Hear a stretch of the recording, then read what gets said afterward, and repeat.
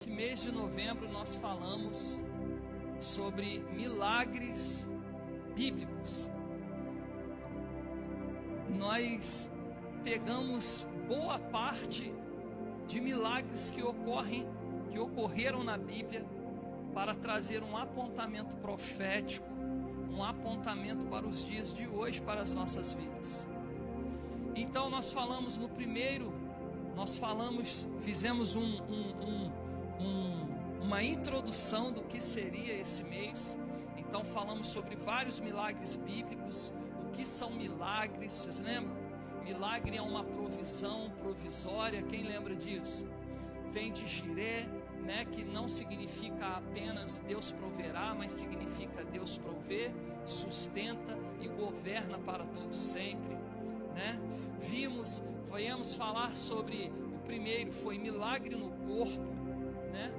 Então a palavra usada no Novo Testamento é bio, né? Que fala sobre o corpo humano. Falamos sobre a alma, né? Que no grego fala psique, né? Falamos sobre os milagres na alma. E hoje, irmãos, nós vamos finalizar com o quê? Milagre no espírito. Mas às vezes a gente pensa assim: o pastor está falando lá, né, sobre milagres, não sei o que, vou lá que vou receber meu milagre. Aí vai chegar aqui, você vai se chocar, porque nós estamos expondo a Bíblia. Nós não estamos falando de sensacionalismo, nós estamos falando das Escrituras. E hoje não vai ser diferente. Nós já podemos abrir as nossas Bíblias aí em Gênesis, capítulo 2, versículo 7, que já nos mostra algo que está escrito ali. Então o Senhor Deus formou o homem do pó da terra e soprou em suas narinas o fôlego de vida, e o homem se tornou um ser vivente. Ou seja, o Senhor formou o corpo do pó da terra. Diga comigo, corpo. O Senhor... Calma, irmão. O Senhor, Ele soprou nas narinas do homem o fôlego de vida. Diga comigo, espírito. E então o homem passou a ser alma vivente, ou ser vivente. Diga comigo, alma. Ou seja, nós somos feitos de corpo, alma e espírito, ou corpo, espírito e alma. Nós deixamos para falar por final sobre o espírito, porque na verdade sem o espírito o homem não se tornaria uma alma vivente. E hoje, irmãos, a quarta e última mensagem, nós iremos falar sobre milagre no espírito, vida e realização espiritual, ou seja, vida espiritual e realização espiritual. Nós falamos lá no início também sobre milagre no mundo material, né? Que foi no primeiro dia.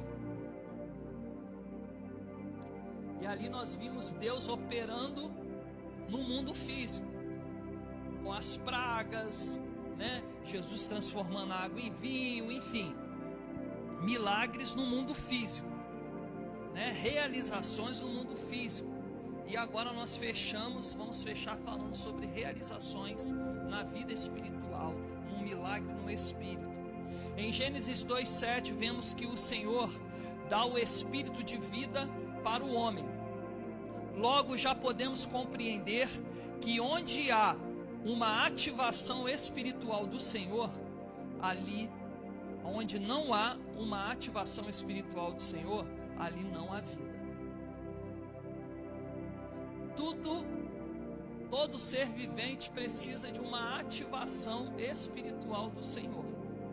Que se não tiver uma ativação espiritual do Senhor, não há vida. Aí nós vemos lá em Coríntios, que nós até lemos em um desses domingos, que Paulo fala que é por causa dessas coisas que muitos, por não saberem discernir o que? O corpo, muitos dormem, muitos estão enfermos, muitos padecem. É interessante demais a palavra de Deus. Vemos em Mateus, no capítulo 4, o versículo 23 e o versículo 24, nós vemos que o Novo Testamento relaciona o estar endemoniado a uma enfermidade no espírito.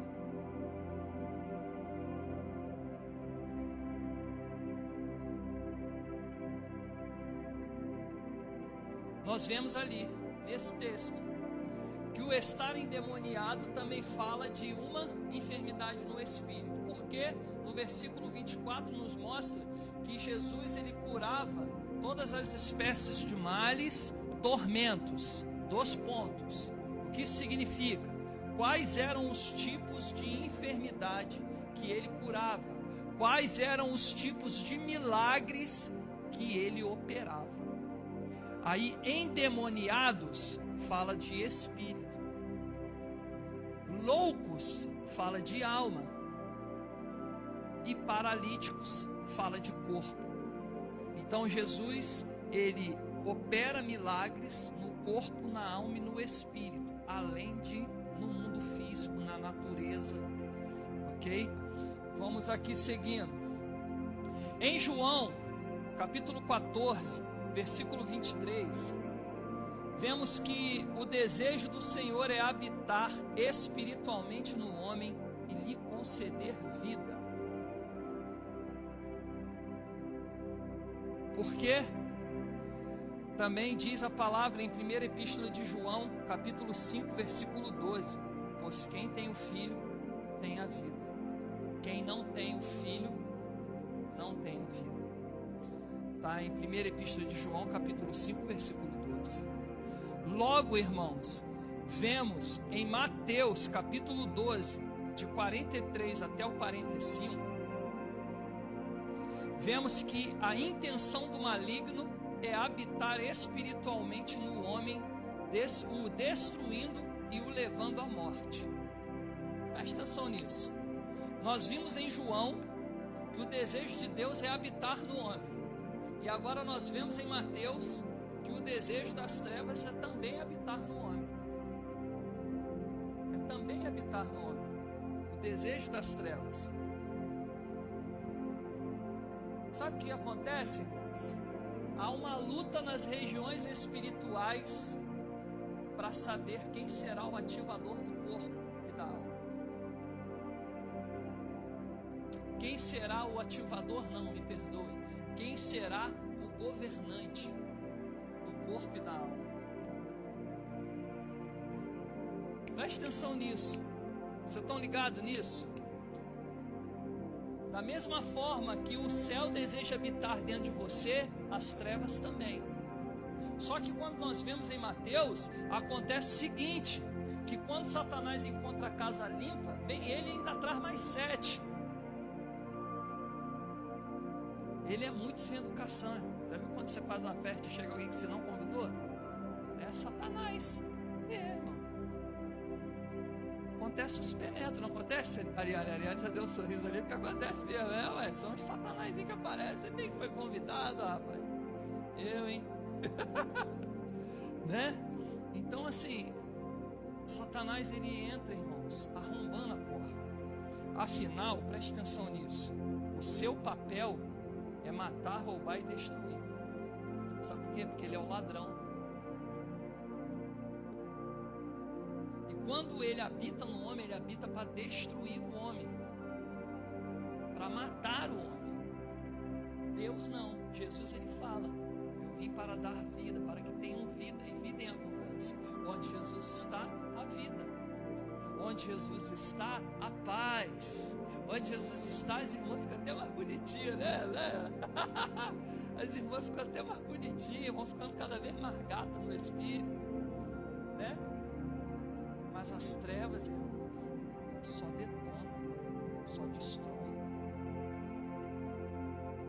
A gente estava tirando as coisas lá de casa, né? Separando algumas coisas para jogar fora e tudo, né? Que a gente vai se mudar. E eu peguei a minha primeira identidade, irmãos. Misericórdia. Quando eu olhei minha primeira identidade, me olhei a hoje, eu falei, cara, só Jesus para fazer isso, né? Deixar a gente mais jovem, mais bonito, um semblante mais agradável. Porque antes eu era um drogado, um perdido, um bebum, enfim. As trevas habitavam em mim.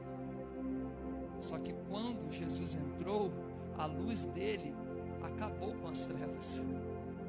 E eu estou me tornando cada vez mais gatinho, mano. Eu já estou vivendo já um coroão, já cabelinho branco, bonitão, é ou não é? Hã? Carinha da minha filha. Glórias a Deus.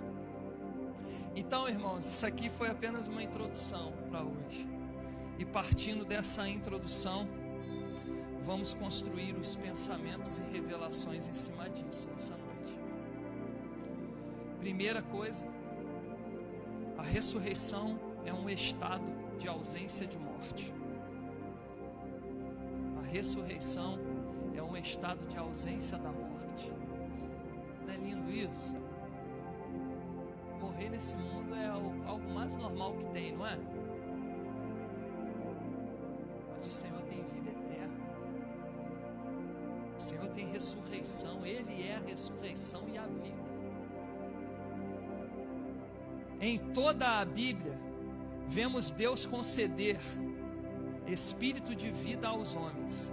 Em toda a Bíblia, nós vemos Deus conceder espírito de vida aos homens.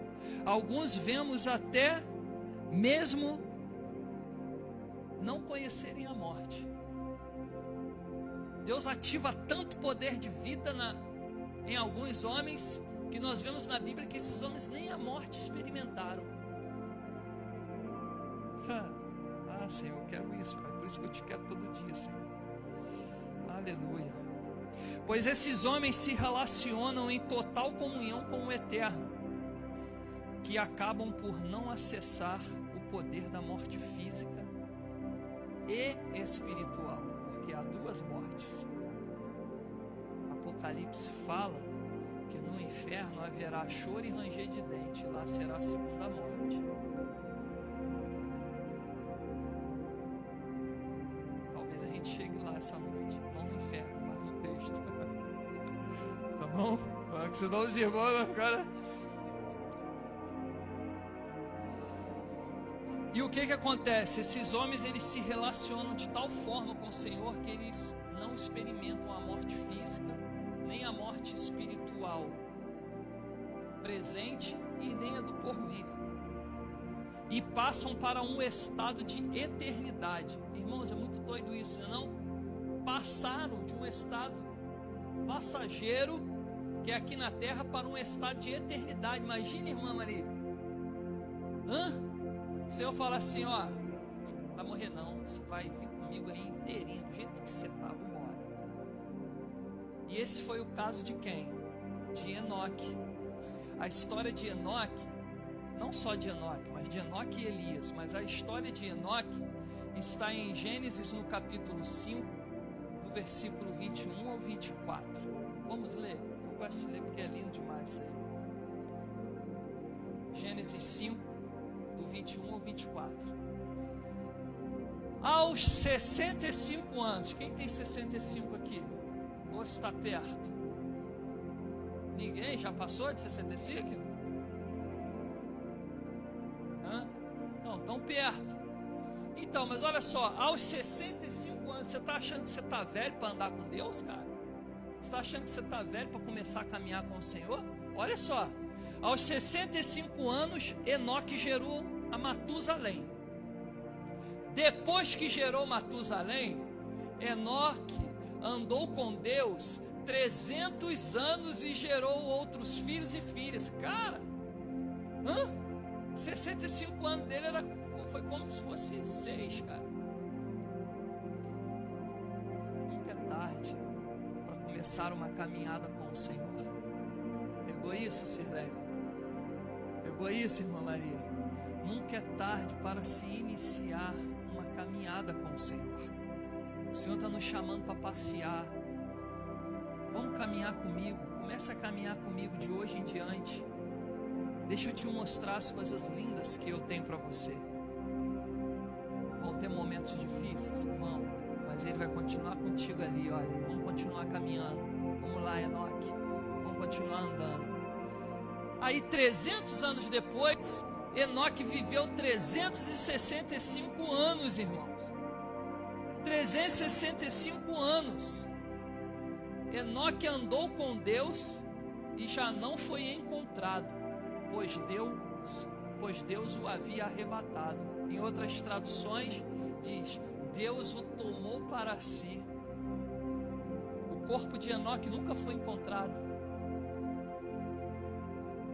Imagina só quando a gente chega lá, Enoque vai vir, e aí, mano, aguentou, né? Comigo foram 300 anos caminhando com o papai, cara, foi top demais.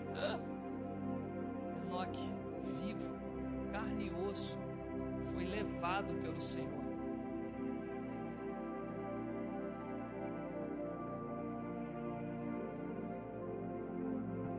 Duas vezes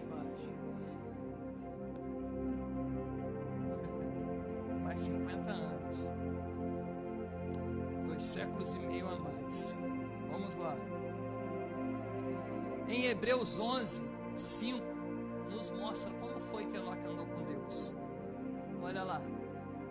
Pela fé, Enoque foi arrebatado, ou seja, pela fé ele foi levado, de modo que não experimentou a morte e já não foi encontrado, porque Deus o havia arrebatado, pois antes de ser arrebatado, recebeu testemunho de que tinha agradado a Deus. Diga comigo, mais vale agradar a Deus, diga, do que a homens. Mas isso não significa que nós tenhamos o dever ou a oportunidade de desonrar a homens, mas mais vale agradar a Deus. Isso traz, irmãos, longevidade. E pode ser que além de longevidade, ainda nos leve a sermos arrebatados. E Elias, irmãos, eu não vou ler a história de Elias porque é muito longo, tá? Mas Elias, a história dele está, essa questão dele ter sido arrebatado, está lá no segundo livro dos Reis, no capítulo 2, do versículo 1 ao 11. O que acontece com Elias? Elias estava caminhando com seu servo chamado Eliseu, e de repente Eliseu vê uma carruagem de fogo. Eita glória! Aí Eliseu fala: é a carruagem do Senhor de Israel. E aí de repente cria-se um redemoinho e Elias é levado ao céu. A capa é outra história, mas Elias foi, irmãos, transladado, levado em carne e osso pelo Senhor, irmãos. Ele fica pensando que foi um furacão, tirou Elias dali, tirou Elias de lá de Israel e jogou Elias aqui no Brasil. Foi um furacão. Não, irmãos, ele foi levado aos céus. É isso. Além desses acontecimentos que nós vimos acima, até porque, irmãos, isso que nós vemos, isso se chama milagre no Espírito. Diga comigo, vou já entregar uma cereja para vocês no bolo. Milagre no Espírito, diga, milagre no Espírito é quando tudo que está morto recebe uma ativação de Deus. E também é quando tudo aquilo que está vivo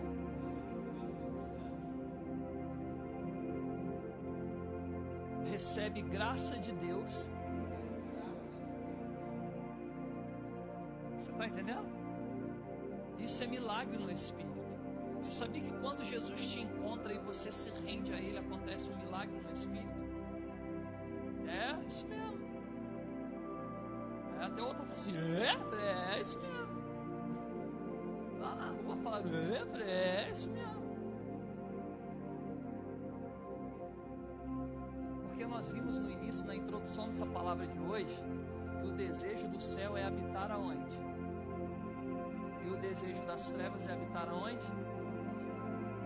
Se não habita as trevas, habita quem? Então, quando nós nos entregamos a Jesus, acontece um milagre no Espírito. Nós somos ativados no Espírito, recebemos vida, e essa vida é uma vida para ser eterna. Deixa eu voltar para cá. E ainda há festa no céu. Além desses acontecimentos, irmãos, que nós vimos acima, vamos lá que eu estou na primeira página ainda tem mais 7. Vemos pessoas que morreram e ressuscitaram no Antigo e no Novo Testamento. E isso é milagre no Espírito. A ressurreição. Ah, meu Deus! Então pega aí, ó, próximo tópico aí, o poder da ressurreição no Antigo Testamento. Cara, você sabia que teve ressurreição no Antigo Testamento? Eu vou te falar que teve ressurreição aqui que de repente você nem lembra ou nem conhece. E no Novo Testamento também, eu encontrei uma ressurreição que eu falei, caraca, cara, não é que é mesmo? Eu tinha passado por aquele texto, eu não tinha nem percebido isso. Eu não coloquei aqui nessa palavra de hoje, até porque eu preciso me aprofundar um pouco mais. Mas alguns estudiosos dizem que Paulo morreu e ressuscitou. Doido isso, não é?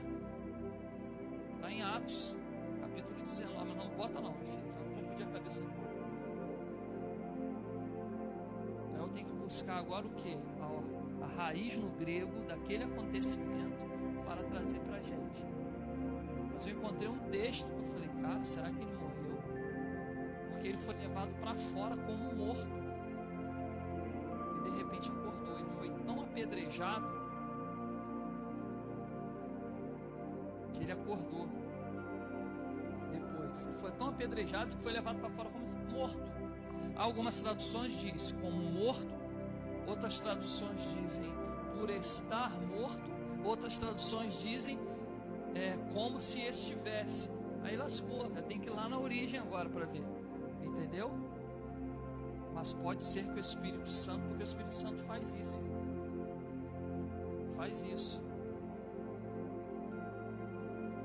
ele é ativo.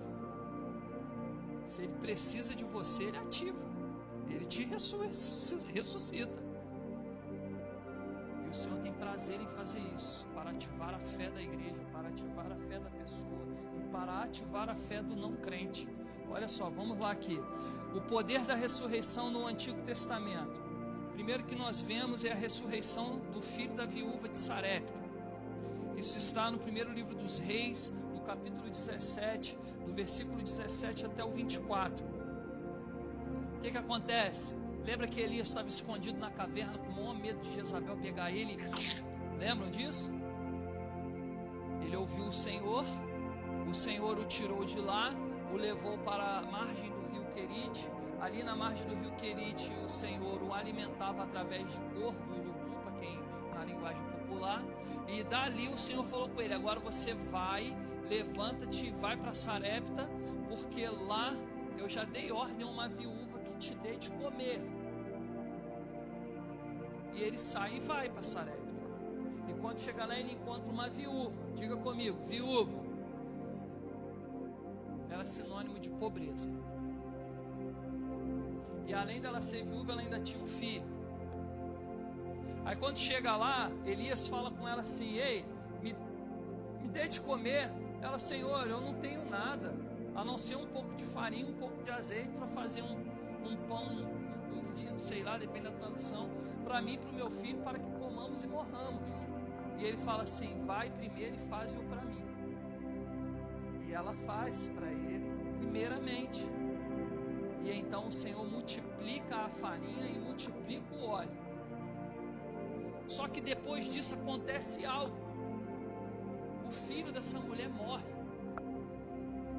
Que doido, não é? Morre. Então Elias vai lá e chama de volta o espírito daquele menino pavor.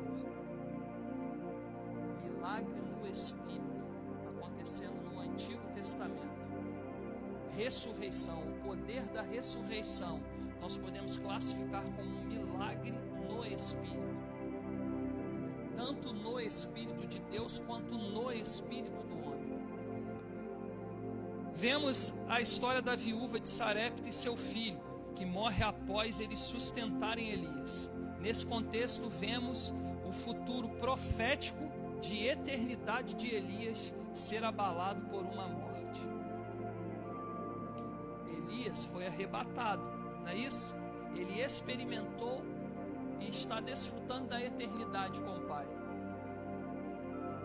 Mas esse acontecimento veio para roubar e afetar o futuro profético de Elias, o futuro profético de eternidade.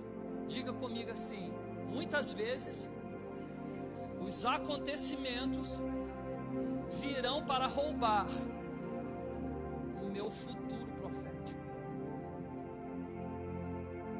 Só pega comigo aqui, que além disso, calma, além disso, mas ao mesmo tempo, nós vemos Elias ser ativado no poder da ressurreição, e tanto ele como aquela família desfrutam do poder da mesma, ou seja, da ressurreição, através de um milagre no Espírito provocado pelo próprio Deus.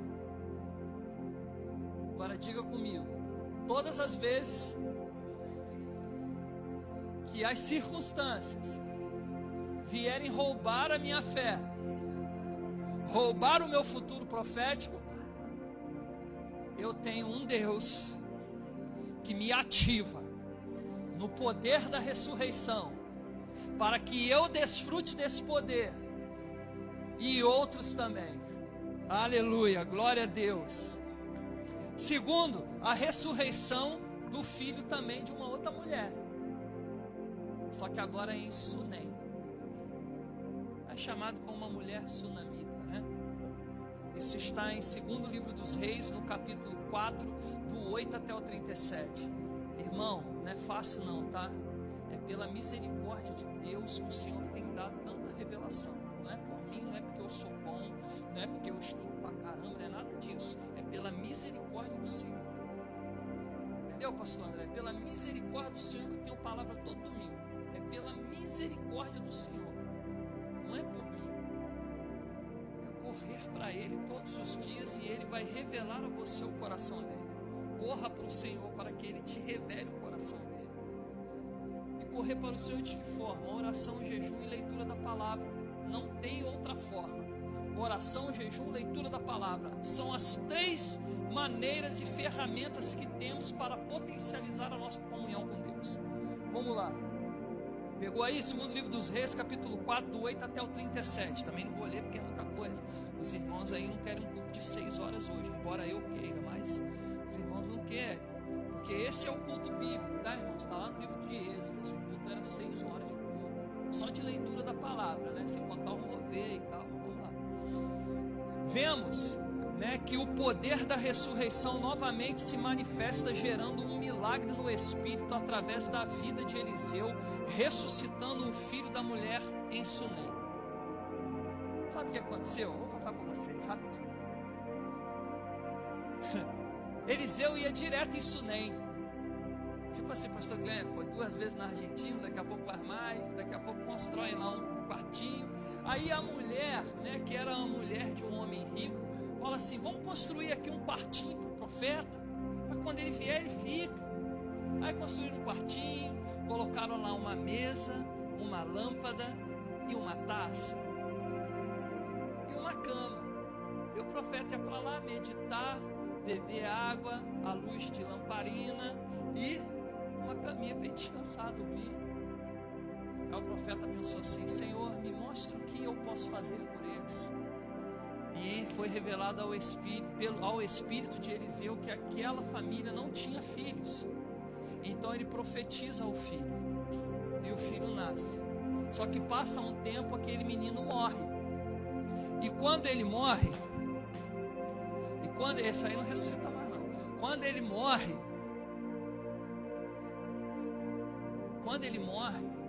a mãe se lembra do profeta de Deus e sai e vai ao encontro do profeta de Deus e leva o profeta de Deus, não vou falar tudo porque tem outros assuntos também, mas leva o profeta de Deus até a sua casa e então coloca um menino deitado na cama de Eliseu, e Eliseu vai e deita em cima do menino,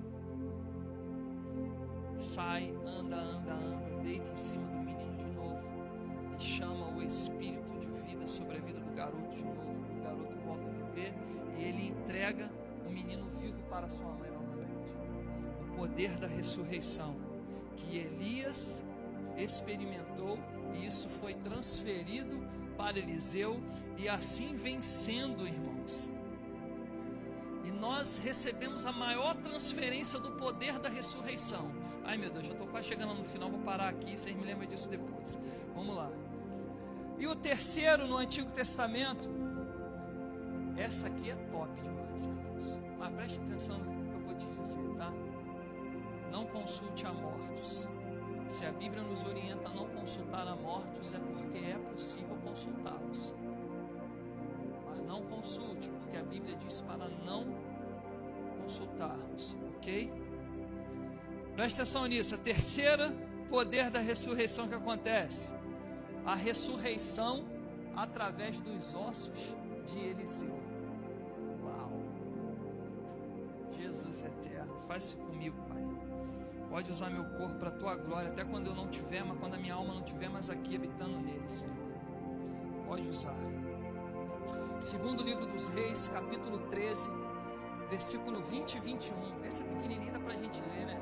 Olha que top que aconteceu, irmãos. Então Eliseu morreu e foi sepultado, foi enterrado. Ora, tropas moabitas costumavam entrar no país a cada primavera. Certa vez, enquanto alguns israelitas sepultavam um homem, viram de repente uma dessas tropas. Então jogaram o corpo do homem no túmulo de Eliseu e fugiram. Jogaram o morto dentro do túmulo de Eliseu e fugiram com medo das tropas. Assim que o cadáver encostou nos ossos de Eliseu, o homem voltou à vida e se levantou. Irmão, que troço doido é esse, rapaz? Hã? Já tinha visto isso, né? A Bíblia é top demais, né não? Hã? Pra que ver novela, irmão? Vai ler a Bíblia, cara. Tem altas cenas ali que você pode imaginar, é top demais. Hã? Você imagina só? Ih, tá vindo a tropa lá, vamos cair fora. E o morto se vira com ele, joga o morto para lá e vão. De repente os outros morreram e o outro ressuscitou. Deus usou os medrosos lá para ressuscitar o cara. Você está entendendo? Que troço doido. É benção demais. Deixa eu voltar para cá. Deixa eu parar de viajar um pouco. Um acontecimento estranho, irmãos, isso daí. Mas a unção que havia nos ossos de Eliseu reativam a vida em um morto. O espírito de vida retorna ao corpo de um homem, pelo poder de Deus que ainda havia nos ossos do profeta. Isso é milagre no espírito. Até porque os mortos no Senhor não morrem, mas dormem. O espírito está ali ainda. Sabe por quê? Nós vamos ver no Novo Testamento. Porque chegará o tempo da ressurreição. E só em quem há espírito haverá ressurreição. O espírito estava no profeta. Top demais, né? Meu Deus do céu. Vamos lá agora, o poder da ressurreição. Terceiro tópico aí. Terceiro ou quarto, sei lá. Vocês estão anotando aí. O poder da ressurreição no Novo Testamento. Vamos agora pular para o Novo Testamento. Em Lucas, no capítulo 7, do 11 até o 15, nós vemos a ressurreição do filho da viúva em Naim. Nesse caso, Jesus toca o caixão e chama o menino para ressuscitar, ativando assim o espírito de vida nele. Jesus chega numa cidade chamada Naim, e quando ele chega na porta da cidade, imagina só Jesus chegando lá no portal lá do soberbo. Aí Jesus dá uma parada, aí olha, está vindo um enterro passando. Aí Jesus para, olha, ele para o enterro, toca no caixão e chama: menino, levanta.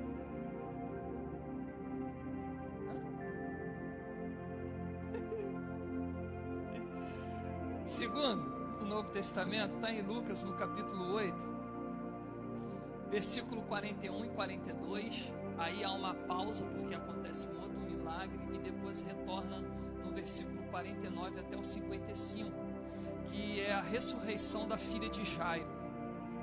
Nesse caso aqui, Jesus não toca no caixão, mas ele entra no leito de morte e chama a menina de volta à vida. Milagre no Espírito. Chamar o Espírito de volta ao corpo, para que aquilo que estava morto volte a viver. Em João, no capítulo 11, do versículo 1 até o 44, nós vemos a história ali da morte e ressurreição de Lázaro. Jesus entra agora, ele não apenas toca no caixão, não apenas entra no leito, ou seja, no quarto onde a morte está, mas agora ele entra no lugar da habitação dos mortos. Ele vai no cemitério, irmãos, e chama Lázaro pelo nome. Fala assim: Lázaro! Agora quem estava dormindo acordou. Vem para fora! E Lázaro sai, igual uma múmia, todo amarrado. Jesus! Jesus! Jesus chamou. O poder da ressurreição, irmãos. Em Mateus, no capítulo 27, dos 50 até o 53. Vamos ler esse aqui, vamos. Pequenininho, lê aí, vamos lá. Dos 50 até o 53. Depois de ter bradado novamente em alta voz, Jesus entregou o Espírito. Lembra disso? Crucificação. Naquele momento, presta atenção, Jesus foi crucificado, estava lá, de boa, na cruz, né? Sofrendo pra caramba, tranquilão lá, de boa, sofrendo a beça, né? Porque a gente olha às vezes, né? Jesus pregado na cruz lá, foi de boa, pela pregada até hoje. Tem alguns que pensam isso, né? Mas ele não tá não, tá, irmão? Ele não tá mais lá preso não. Aí o que acontece? Jesus estava lá sofrendo, não estava de boa, tá bom? De repente, ele fala assim: eu vou entregar meu espírito. Então ele fala: Pai, eu entrego em tuas mãos o meu espírito. E ó, morre. Naquele momento que ele entrega o espírito, o véu do santuário rasgou-se em duas partes, de alto a baixo. A terra tremeu, peraí, Esther, e as rochas se partiram. Sabe o que está falando aqui?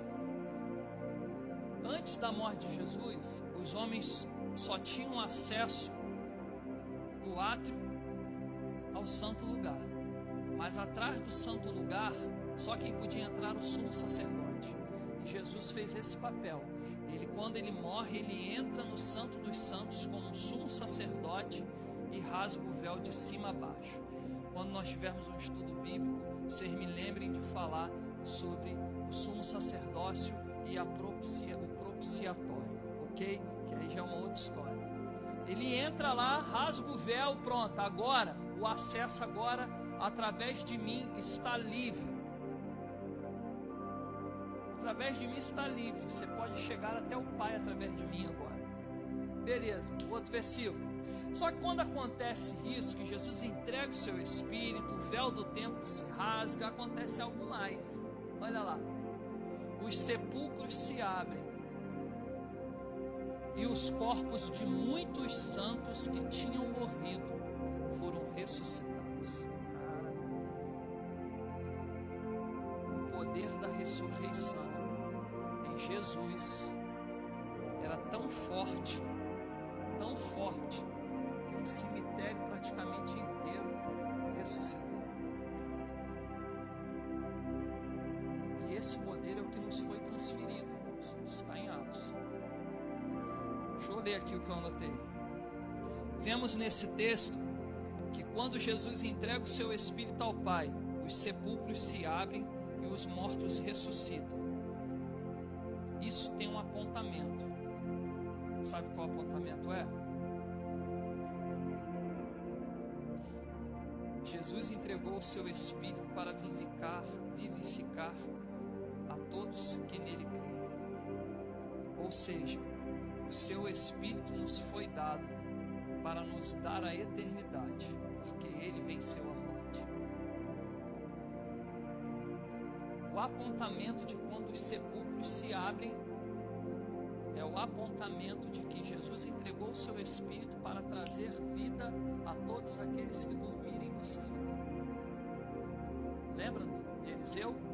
O Espírito, a unção que havia nele, mesmo depois de morto ainda, ressuscitava mortos. Eu nem vou falar de outro texto que tem outro texto também que vai acontecer isso, tá? Então nós vamos falar assim, deixa mais para frente. Vamos lá. Em Atos agora, vamos lá para a igreja. Em Atos, no capítulo 9, do versículo 36 até o 43, um milagre no Espírito é feito pelo Senhor através da vida de Pedro, ativando o poder da ressurreição e trazendo uma moça de volta à vida. O nome dela é Tabita. Vamos ler? É pouca coisa, vou ler rápido. Vamos lá, 36 até o 43. Em Jope havia uma discípula chamada Tabita, que em grego é Dorcas, que se dedicava a praticar boas obras e dar esmolas. Naqueles dias ela ficou doente e morreu, e seu corpo foi lavado e colocado num quarto no andar superior. Lida ficava perto de Jope, e quando os discípulos ouviram falar que Pedro estava em Lida, mandaram-lhe 2 homens dizer-lhe: não se demore em vir estar até nós. Pedro foi com eles, e quando chegou foi levado para o quarto do andar superior. Todas as viúvas o rodearam, chorando e mostrando-lhe os vestidos e outras roupas que Dorcas tinha feito quando ainda estava com elas. Pedro mandou que todos saíssem do quarto, depois ajoelhou-se e orou. Voltando-se para a mulher morta, disse: Tabita, levante-se. Ela abriu os olhos e, vendo Pedro, sentou-se. Tomando-a pela mão, ajudou-a e... meu Deus, senti uma unção aqui. A pôr-se em pé. Então, chamando os santos e as viúvas, apresentou-a viva. Este fato se tornou conhecido em toda a cidade de Jope, e muitos creram no Senhor. Pedro ficou em Jope durante algum tempo, com um curtidor de couro chamado Simão. Esse é o acontecimento, irmãos. Agora em Atos, no capítulo 20, versículo 9 e 10, vamos ler isso daí também. Um jovem chamado Eutico, que estava sentado numa janela, adormeceu profundamente durante o longo discurso de Paulo. Olha só, cuidado para não dormir quando eu estiver pregando, hein, irmão? Por isso que às vezes eu falo assim: desperta aí, mano, acorda. É porque se cair pode ser fatal, tá? Olha o que aconteceu aqui, ó. Vencido pelo sono, caiu do 3º andar. Quando o levantaram, estava morto. Paulo desceu, inclinou-se sobre o rapaz e o abraçou, dizendo: não fiquem alarmados, ele está vivo. O poder da ressurreição. Vemos o poder da ressurreição trazer um jovem de volta à vida, pois ele caiu sonolento enquanto Paulo pregava, e a queda o levou à morte. Mas a unção do Espírito Santo fez um milagre no espírito daquele jovem, mudando seu estado de morto para vivo. O Senhor opera milagres. Vamos caminhar para a conclusão, então. Podemos entender que milagre no Espírito é quando tudo que está morto volta à vida, ou aquilo que é comum em Deus, ou seja, que tem comunhão com Deus, transcende de um estado passageiro para um estado de eternidade.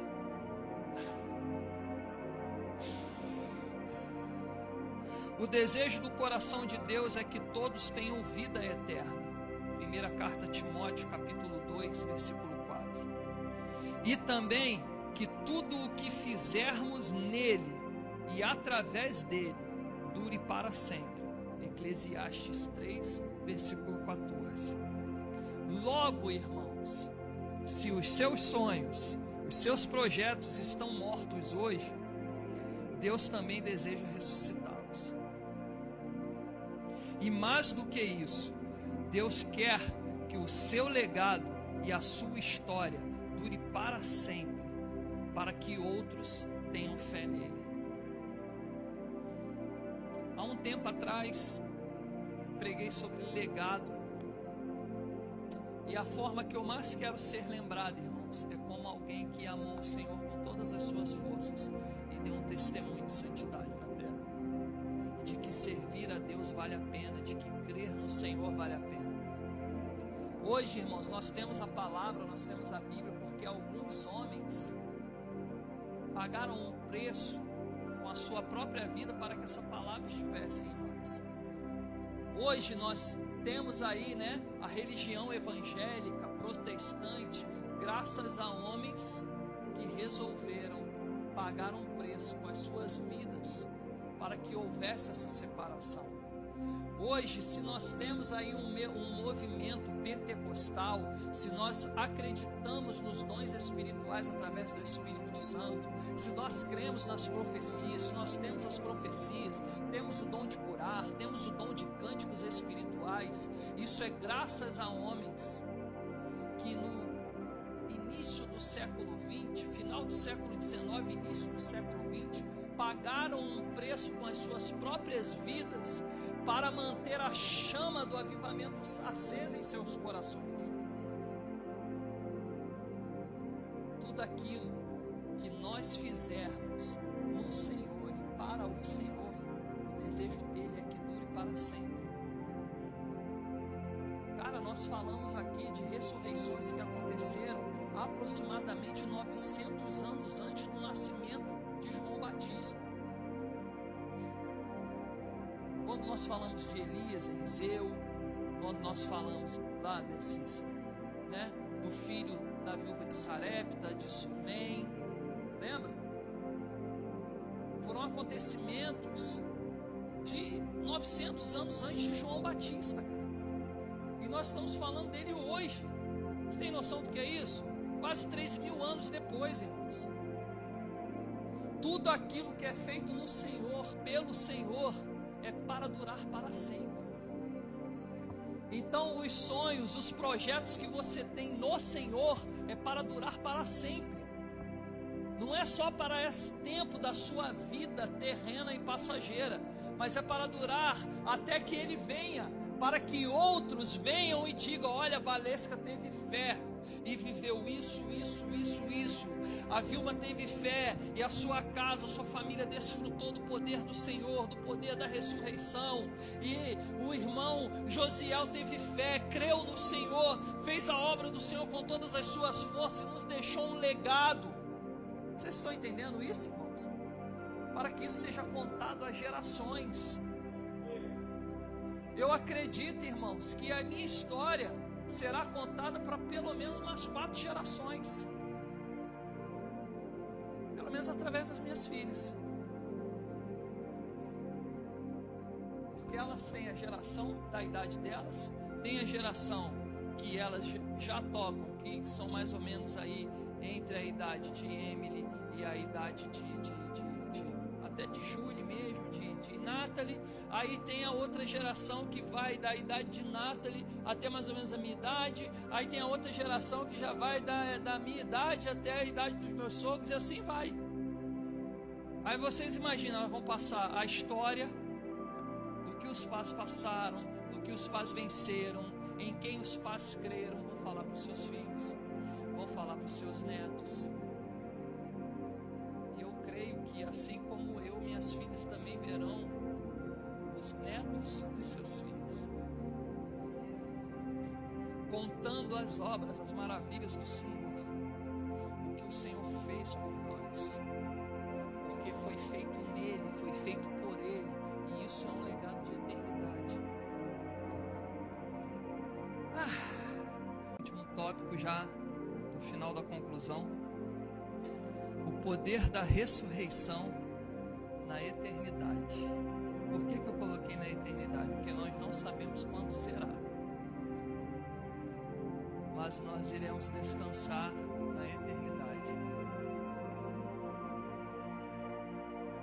João, primeira epístola de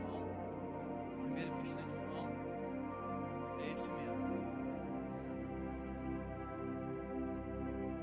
Bota aí, minha filha. 14. Sabemos que já passamos da morte para a vida, porque amamos os nossos irmãos. Quem não ama permanece na morte. Mas tem um outro ainda. Passa aí, minha filha. Passa. Passa. Passa. Passa. Passa. Passa. Passa. Passa. Passa.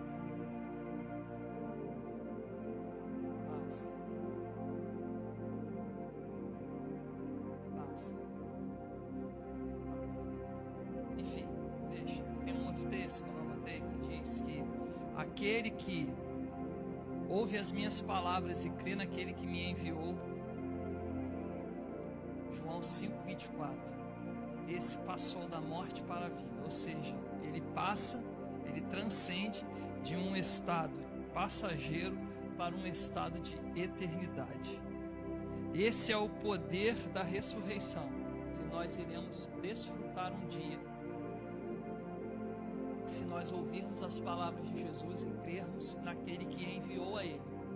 O Pai o enviou para quê? Para morrer por todo mundo, para que todo aquele que nele creia não morra, mas tenha vida eterna. Mesmo que a carne mortal, carnal morra, a sua alma e o seu espírito viverá por toda a eternidade juntamente com ele. Aí agora nós vamos aqui, pular para a primeira carta aos Tessalonicenses, capítulo 4, do 13 ao 17. Estou terminando, irmãos. Irmãos, não queremos que vocês sejam ignorantes quanto aos que dormem. Está falando dos que morrem, tá? Para que não se entristeçam como os que não têm esperança.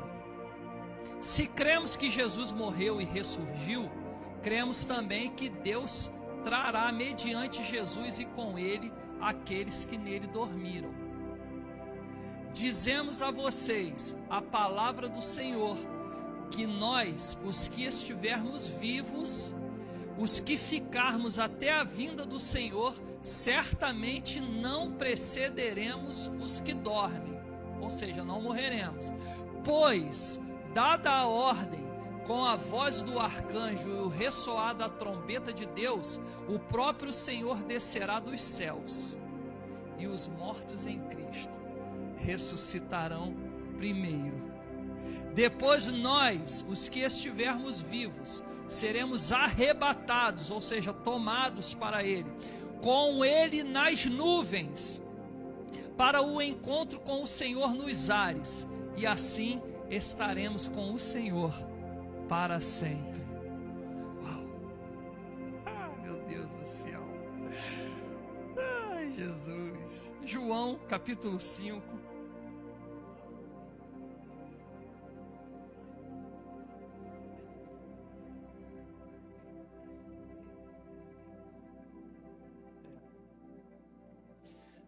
O poder da ressurreição é real, irmãos. Tudo isso que eu estou falando é só para que vocês entendam e creiam. A única palavra que não está no YouTube foi a do domingo passado, porque não tinha luz. mas as outras estão no YouTube. São revelações espirituais que o Senhor trouxe para nós, irmãos, para que a gente viva e a nossa fé seja alimentada. Preste atenção, João 5, do 25 ao 29 agora. Eu afirmo que está chegando a hora, e já chegou, em que os mortos ouvirão a voz do Filho de Deus, e aqueles que ouvirem viverão. Pois da mesma forma como o Pai tem a vida em si mesmo, Ele concedeu ao Filho ter a vida em si mesmo. E deu-lhe autoridade para julgar, porque é o Filho do homem. Não fiquem admirados com isto, pois está chegando a hora em que todos os que estiverem nos túmulos ouvirão a sua voz. E sairão os que fizeram o bem, ressuscitarão para a vida, e os que fizeram o mal ressuscitarão para serem condenados. Posso continuar? Apocalipse, capítulo 21, do 1 ao 7. Esse é um texto que nós lemos em todos os domingos desse mês. Então vi novos céus e nova terra, pois o primeiro céu e a primeira terra tinham passado, e o mar já não existia. Vi a cidade santa, a nova Jerusalém, que descia dos céus, da parte de Deus, preparado como uma noiva adornada para o seu marido. Ouvi uma forte voz que vinha do trono e dizia: agora o tabernáculo de Deus está com os homens, com os quais ele viverá. Eles serão os seus povos, o próprio Deus estará com eles e será o seu Deus. Ele enxugará dos seus olhos toda lágrima, não haverá mais morte, nem tristeza, nem choro, nem dor, pois a antiga ordem já passou. Aquele que estava sentado no trono disse: estou fazendo novas todas as coisas, e acrescentou: escreve isto, pois estas palavras são verdadeiras e dignas de confiança. Disse-me ainda: está feito. Eu sou o Alfa e o Ômega, o princípio e o fim. A quem tiver sede, darei de beber gratuitamente da fonte da água da vida. O vencedor herdará tudo isto, e eu serei o seu Deus, e ele será o meu filho. Apocalipse 22, do 1 até o 6. Não precisa nem de pregação, né, irmão? Só ler a Bíblia já é a pregação, não é verdade? Então o anjo me mostrou o rio da água da vida que, claro como cristal, fluía do trono de Deus e do Cordeiro. No meio da rua principal da cidade, de cada lado do rio, estava a árvore da vida, que frutifica 12 vezes por ano, uma por mês. As folhas da árvore servem para a cura das nações. Já não haverá maldição nenhuma. O trono de Deus e do Cordeiro estará na cidade, e os seus servos o servirão. Eles verão a sua face, o seu nome estará na testa deles. Não haverá mais noite. Eles não precisarão de luz de candeia, nem da luz do sol, pois o Senhor Deus os iluminará, e eles reinarão para todo o sempre. O anjo me disse: estas palavras são dignas de confiança e verdadeiras. O Senhor, o Deus dos espíritos dos profetas, enviou seu anjo para mostrar aos seus servos as coisas que em breve hão de acontecer. Ali, irmãos, esse texto de Apocalipse está falando não sobre o final de todas as coisas, mas sobre o início de uma eternidade. Porque muitas vezes nós tememos ao final de todas as coisas, não é? Mas na verdade nós deveríamos temer ao início de uma eternidade. Porque ou será uma eternidade vivendo, ou será uma eternidade morrendo. Milagre no Espírito, irmãos. existem acontecimentos nas nossas vidas que ainda não aconteceram, porque são extremamente espirituais e precisam de uma intervenção espiritual. Existem demônios que nós alimentamos com as nossas palavras, com as nossas atitudes, com as nossas práticas, com a nossa incredulidade. Porque muitas vezes nós até viemos à igreja, mas somos incrédulos.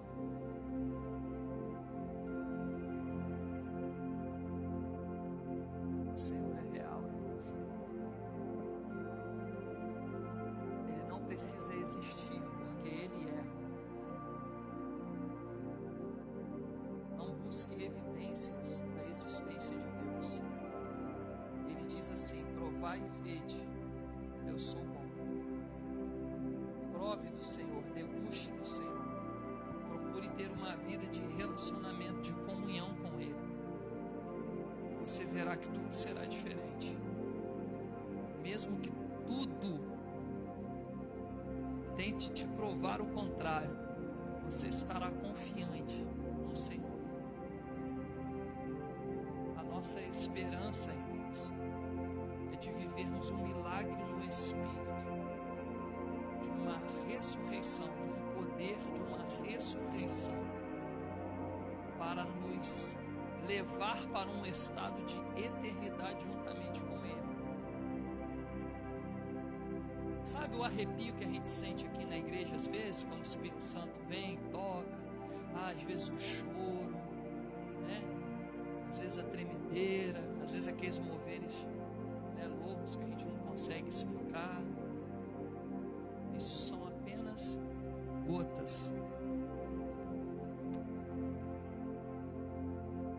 Você já parou para pensar, irmãos, que Jesus está preparando para nós uma cidade em que a rua é de ouro, o mar é de cristal,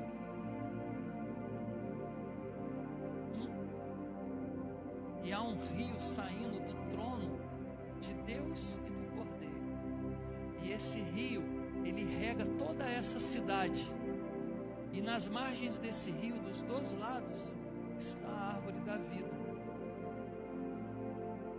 para trazer cura para todas as nações, porque Ele chamará no tempo oportuno todas as nações para se apresentarem diante dEle. E aqueles que creem, que estiverem firmes na promessa, esses receberão o bálsamo da cura da vida, para viverem eternamente. São coisas espirituais, irmãos. Existem coisas nas nossas vidas que nós precisamos quebrar de fato, romper, aniquilar de fato, porque são coisas espirituais que nos impedem de desfrutarmos os milagres que estão na Bíblia, que nós lemos e vimos todo esse mês, e principalmente o milagre no Espírito. Por que eu quis terminar com o milagre no Espírito?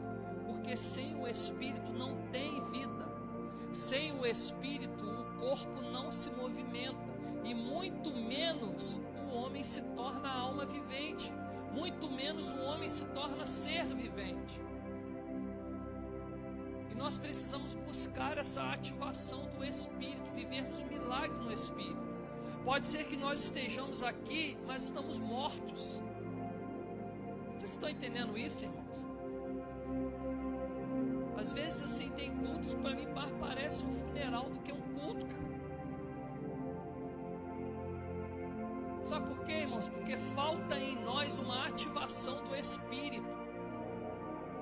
E logo, como nós estudamos, se não é o Espírito de Deus que habita em nós, é o Espírito de quem, irmãos?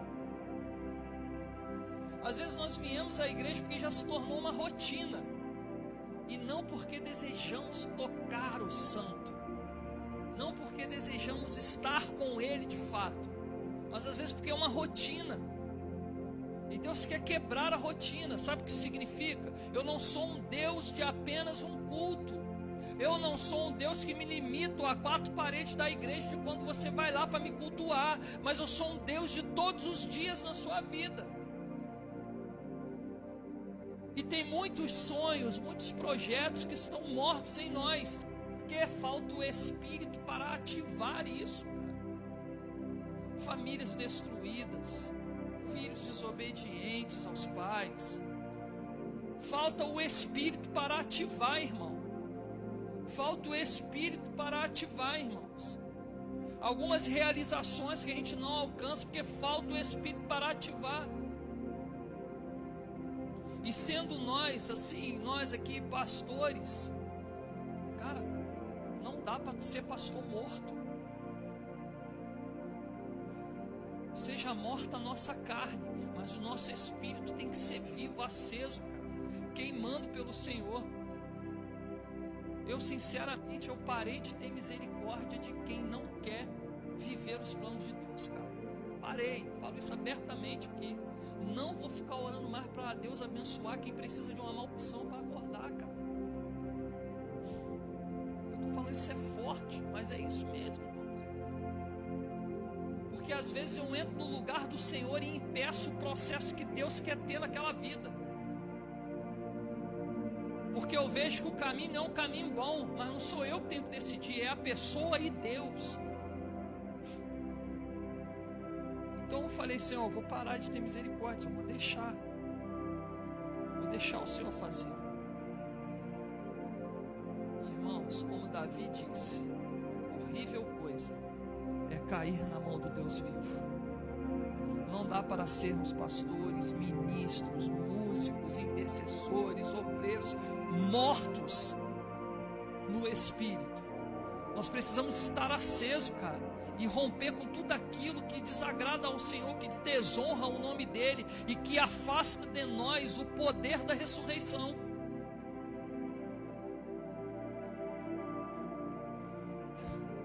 Tenha contato com as Escrituras, irmãos.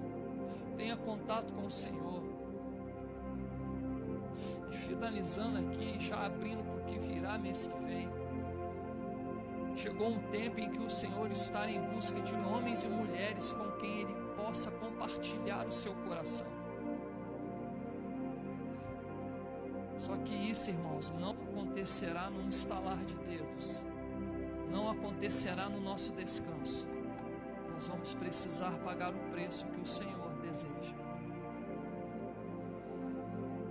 E aí, mês que vem a gente fala sobre essas questões. O Senhor está em busca de mulheres com quem Ele possa compartilhar a dor do seu coração. O Senhor está em busca, de moças com quem Ele possa compartilhar as revelações espirituais que Ele tem para esse tempo. Mas primeiro nós precisamos ser ativados pelo Espírito e desativados no outro Espírito.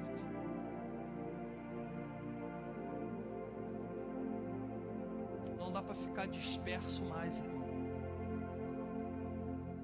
Eu sei que a obra é do Senhor. Eu vou te dizer, se for para você vir para cá para ficar disperso, pensando em outras coisas, fique em casa. Porque a espada aqui desce com força. É para quem deseja realmente se alinhar com o coração de Deus. Sabe por quê, irmãos? Vocês já repararam que o tempo está veloz? Os dias, as semanas, os meses, os anos passam velozmente. O Senhor está com pressa, irmãos, e a gente não entende que essa velocidade é porque Ele está com pressa de resgatar a sua noiva. E se o tempo está passando rápido, nós precisamos estar na mesma velocidade. Nós não podemos ficar na velocidade, né? Deus vai fazer. O rio está passando, se joga nele e vai, cara. Vocês estão entendendo? Amém, irmãos? Se permita viver um milagre no Espírito. Deixa o Senhor ressuscitar o que está morto em você. E aquilo que você tem de comunhão com o Senhor, deixa Ele levar para um ambiente de eternidade. Viu? Fica de pé no nome de Jesus. Pai, nós te agradecemos por esse tempo, Senhor. Por essas palavras, por essas revelações desse mês, Senhor. Te agradecemos, Pai, por cada um que aqui esteve presente, por cada irmão que tem acessado pelo Facebook, pelo YouTube.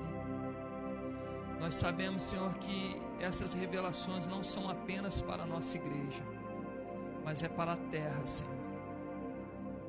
Nós te pedimos, Senhor, que o Senhor provoque milagres em nós, e que principalmente nós sejamos o milagre e os catalisadores do milagre, da unção do milagre no corpo, da unção do milagre no mundo físico, da unção do milagre, da cura interior, do milagre na alma, da unção, Senhor amado, do milagre no espírito, Senhor. Ó Deus, o poder da ressurreição, Senhor. Ó Deus, libera sobre as nossas vidas o poder da ressurreição, Senhor. Que possamos correr para Ti, Senhor, todos os dias, todos os momentos, Senhor.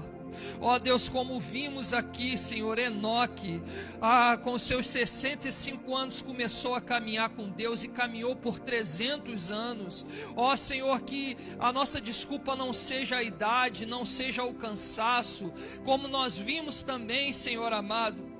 Ó Deus, a vida, Senhor, de Elias, Pai, de Eliseu, jovens homens, Senhor, ó Deus, que deram tudo que tinham, tudo que eram, Senhor, entregaram suas próprias vidas para um propósito de poder, Senhor. Ó Deus, que mesmo depois de morto, os ossos de Eliseu ainda falam, Senhor. Ó Pai, glórias ao Teu nome, Senhor, glórias ao Teu nome, Senhor. Ó Deus, pela ressurreição, pela vida, ó Senhor Jesus, por Tu ser a ressurreição e a vida, por Tu ser a esperança de ressurreição para nós. Ó Senhor, glórias ao Teu nome, Senhor. Ó Deus, que possamos nos empoderar, Deus, nessa noite, dessas palavras, Senhor. Ó Deus, desse poder da ressurreição, Senhor. Ó Deus, que a fé se torne inabalável, que a fé se torne constante, Senhor.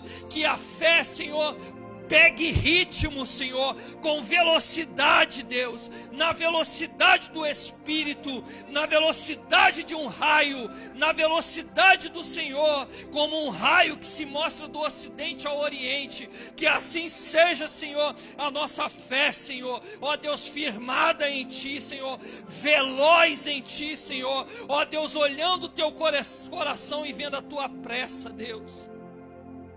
Opera, Senhor, milagres, Senhor, sinais e prodígios nas nossas vidas, Senhor. Faz um milagre, Senhor, nas nossas vidas, Pai. Faz um milagre nas nossas vidas, Senhor. No nome de Jesus. No nome de Jesus.